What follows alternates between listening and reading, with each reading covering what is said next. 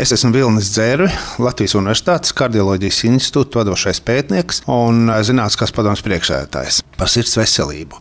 Redziet, par to jautājumu ir jārunā viena iemesla dēļ. Tādēļ, ka pie mums slimnīcā nonāk cilvēki ar dažādām sirds problēmām, kuras, diemžēl, ir jau stipri ielaistas. Tas nozīmē to, ka mums ir vajadzīgi resursi, ka mums ir vajadzīga nopietna ārstēšana šeit uz vietas slimnīcā. No šīm visām lietām mēs varētu izvairīties, ja mums būtu labi attīstīta tā saucamā profilaks. Un šeit šo profilaks mēs dalām divās daļās. Tā ir primārā profilaks un sekundārā profilaks. Es gribu šodien runāt vairāk par to primāro profilaks. Un primārā profilaks ir tā, kurā piedalās gan ārsts, gan cilvēks. Es negribu teikt pacients, jo viņš vēl nav pacients. Tas ir cilvēks, kas rūpējas par savu veselību. Rūpes par savu veselību ietver ne tikai atsevišķi rūpes par sirdi, teiksim, sirds veselību, rūpes par kāju vai rūpes par aci. Tas ir vispārējais rūpes par savu veselību. Un šeit, diemžēl, neskatoties uz to, ka mēs ārkārtīgi daudz par to it kā runājam un lasam, bet šī tēma nav īsti pateicīga tādā ziņā, ka cilvēki